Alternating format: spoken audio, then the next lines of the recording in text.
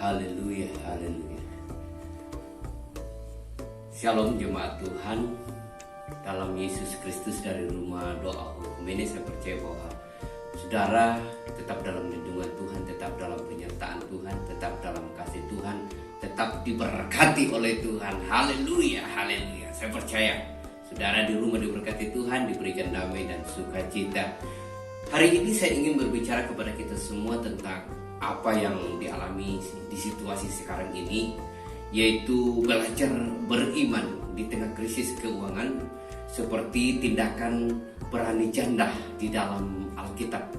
Ada janda di dalam Alkitab yang berani mengambil sebuah tindakan di tengah-tengah krisis, di tengah-tengah masalah yang dia sedang hadapi pada saat itu. Coba melihat di dalam 2 Raja-Raja pasal 4 ayat yang pertama saja. Sebetulnya ayat ini sampai yang ke-7, tapi ayat pertama saja kita baca. Minyak seorang janda. Salah seorang dari istri-istri para nabi mengadukan halnya kepada Elisa sambil berseru, "Hambamu suamiku sudah seperti, dan engkau ini tahu bahwa hambamu itu takut akan Tuhan. Tetapi sekarang penagih hutang sudah datang untuk mengambil kedua anak-anakku menjadi budaknya." Saudara kekasih dalam Tuhan, pernahkah kita mengalami diperhadapkan dengan situasi keuangan yang sangat sulit di dalam situasi krisis? Atau mungkin juga kita terbelit dengan hutang cukup banyak, cukup besar, sementara usaha kita juga bangkrut dan gak punya pendapatan sama sekali, untuk mengharuskan kita menjual semuanya yang ada pada diri kita yang Tuhan titipkan dalam kehidupan kita di tengah-tengah kondisi yang mungkin saat membuat hidup kita kehilangan harapan pada saat itu. Masalah keuangan memang sangat menentukan dalam keluarga kita. Saya pernah mengalami yang namanya betul-betul berada titik nol, yang memang tidak bisa lagi untuk bergerak bagaimana caranya, tapi kami tetap bertekun di dalam doa, kami tetap berseru kepada Tuhan bahwa ujian-ujian yang kami alami itu akan suatu saat akan kami mendapatkan buah yang manis, buah yang matang, dan kami diberkati. Dan puji Tuhan, kami sekeluarga, tahu sendiri kalau keluarga hamba Tuhan bisa bertahan sampai detik ini karena itu semua pertolongan Tuhan, dan kami tidak pernah mundur dalam pelayanan Tuhan. Kami tidak pernah merasa kehilangan bahwa Tuhan itu selalu beserta dengan kami. Dan puji Tuhan sampai sekarang ini kami cukup diberkati oleh Tuhan. Saudaraku, bagaimana caranya supaya di tengah krisis keuangan kita tidak hilang harapan untuk menghadapinya? Cerita di dalam Alkitab ini seorang janda yang memang dia datang kepada Nabi Elisa untuk meminta pertolongan. Tetapi apa menjadi jawaban daripada Elisa itu kepada janda tersebut? Kita melihat jawaban daripada Elisa di sini. Dia katakan, dia mengaku bahwa punya sebuah buli-buli berisi minyak zaitun. Elisa dia menjawab janda itu bahwa coba kamu lihat, di dalam itu ada buli-buli yang berisi sebuah minyak zaitun. Coba kalau misalnya ada orang datang bertamu ke rumah kita, dia minta pertolongan, dia tidak berdaya lagi, dia tidak punya apa-apa, terus kita suruh untuk dapat mengerjakan pekerjaan yang sesuai yang kita inginkan, tapi orang itu dia menolak. Saya percaya dia tidak mendapatkannya. Tapi janda ini saudara, dia tidak meresponi dengan negatif apa yang disampaikan oleh Elisa pada saat itu. Janda ini dia mengerjakan dengan sepenuh hati. Di sini dikatakan dia mengaku hanya punya sebuah buli-buli berisi minyak zaitun yang ada pada masa itu adalah barang yang murah dan tidak ada harganya. Nilainya sangat minim sekali, tidak ada harganya. Kemudian Elisa pun menyuruhnya pergi dan meminjam bejana berukuran sedang dari para tetangganya. Dia pun menyuruh janda itu untuk mengisi bejana-bejana itu dengan minyak yang dia punya, sedikit-sedikit saja, semari menutup pintu rumahnya. Bayangkan saudara, waktu Nabi Elisa mengatakan ini, memerintahkan seorang janda ini yang harusnya dia datang meminta pertolongan dengan harapan akan diberikan solusi yang terbaik, tapi Janda ini waktu diberikan satu perintah oleh Nabi Elisa, isilah minyak zaitun itu sedikit demi sedikit dan kamu coba tutup pintu. Kenapa dia tutup pintu, saudara? Karena mungkin dia merasa minder, dia merasa malu, dia tidak mau dilihat orang pada saat itu, sehingga dia menutup pintu, saudara. Nah, kita melihat di sini minyak yang dia punya sedikit-sedikit saja, itu dia lakukan, dia tuangkan. Kemudian buat kita yang membaca kisah ini akan menilai kalau Nabi Elisa ini adalah seorang yang mungkin sintingnya tidak masuk akal. Masa orang datang minta tolong tapi malah dia memberikan jawaban seperti itu. Tapi saudaraku, kita melihat di sini seorang janda ini, dia melakukan ketiga hal di dalam kehidupannya. Waktu dia memberitahukan Elisa bahwa saya sudah melakukan, apa yang terjadi? Tapi kita lihat dulu ketiga hal yang dia lakukan janda ini, yang perlu kita contoh dalam kehidupan kita di tengah-tengah krisis saat ini. Yang pertama, janda ini dia patuh melakukan perintah Nabi Elisa. Dia tidak bertanya ulang bahwa kenapa kamu menyuruh saya ini, tapi dia patuh melakukan perintah yang diberikan oleh Nabi Elisa. Yang kedua, dia juga mengerjakan perintah itu dengan giat tanpa keluh kesah. Dia tidak mengeluh, dia tidak bersungut-sungut, dia tidak membangkang, dia tidak menolak, tetapi dia melakukannya dengan damai.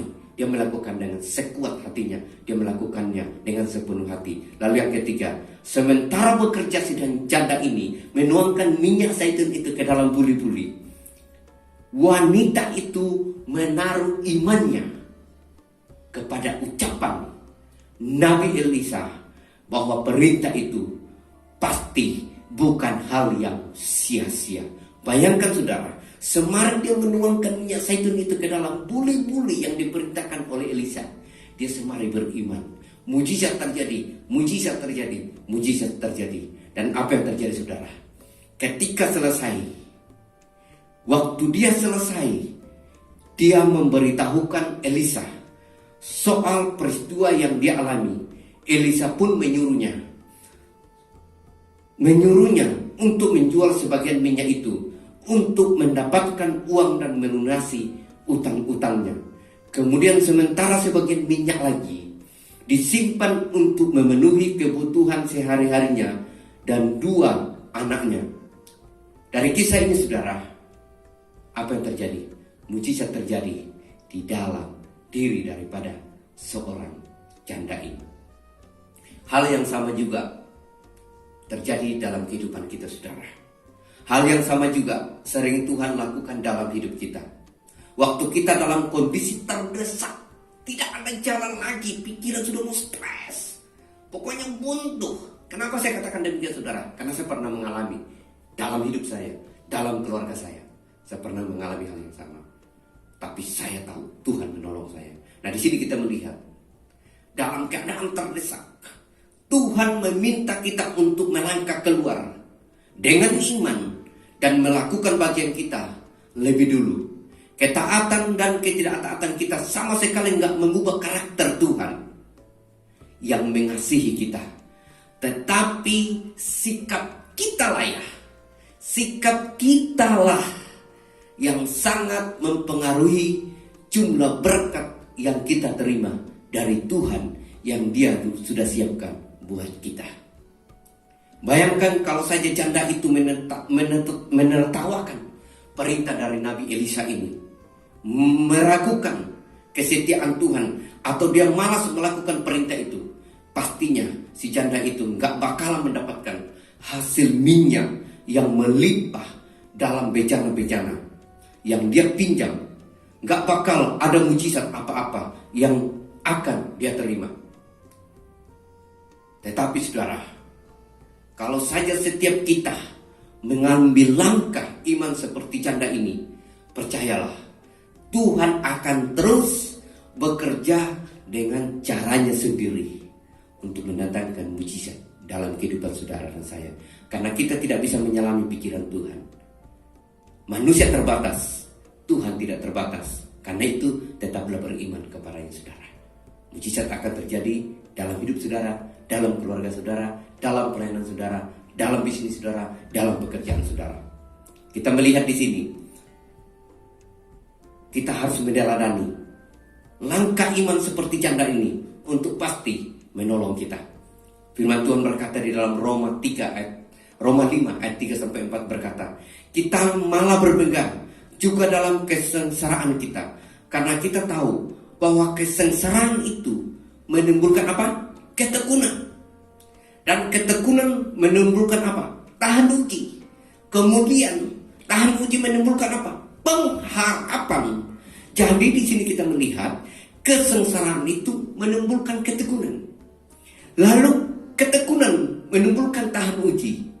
Kemudian tahan uji menimbulkan apa? Pengharapan. Itulah janji Tuhan yang disampaikan Rasul Paulus di dalam kitab Roma buat saudara dan saya. Jadi saat masa krisis keuangan melanda kita, situasi yang mungkin tidak masuk akal buat kita, seperti akhir-akhir sekarang ini, corona makin naik. Jangan terpengaruh saudara. Tetaplah fokus kepada Tuhan. Tetaplah beriman kepada Tuhan bahwa Tuhan mengasihi saudara dan saya. Banyak yang harus kita selesaikan dalam kehidupan kita. Saya sebagai hamba Tuhan, saya juga banyak masalah. Saya juga banyak tantangan yang saya hadapi. Tapi saya tetap percaya dan yakin bahwa di balik semua tantangan, di balik semua masalah itu, indah pada waktunya. Saya akan memetik buah yang matang. Saya akan memetik buah yang manis nantinya ketika kita berfokus kepada Tuhan. Biaya sekolah mungkin anak-anak yang sudah kita tidak bayar lagi, tidak bisa kita lunasi lagi. Percayalah, Tuhan pasti akan menyelesaikan. Yang penting, yakinkan ketika hal ini. Seperti yang dilakukan oleh janda ini. Yang pertama, dia patuh melakukan perintah Nabi Elisa.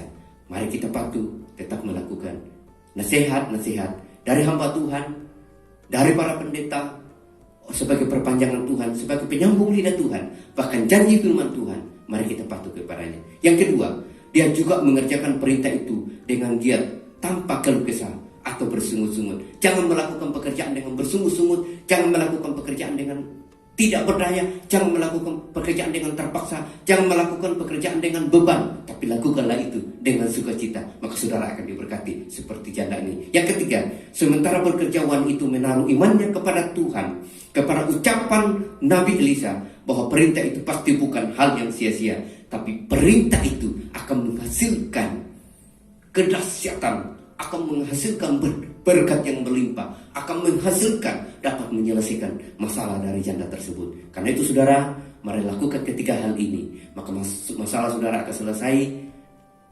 problema yang saudara sedang hadapi saat ini akan selesai. Dan saya percaya saudara akan keluar sebagai pemenang, saudara akan mendapatkan piala, mahkota, yaitu yang sudah disiapkan oleh Tuhan. Masalahmu selesai, problem selesai, dan apapun yang sedang engkau hadapi saat ini, percayalah bahwa Tuhan akan menyelesaikan semuanya itu, karena Yesus Kristus sudah menyelesaikannya di atas kayu salib. Haleluya. Tuhan memberkati saudara. Selamat hari ini dan selamat untuk dapat mendengarkan khotbah ini. Yakini, amini, dan percaya terjadi mujizat dalam hidup saudara. Haleluya. Salam Rumah Doa Oikumene. Amin.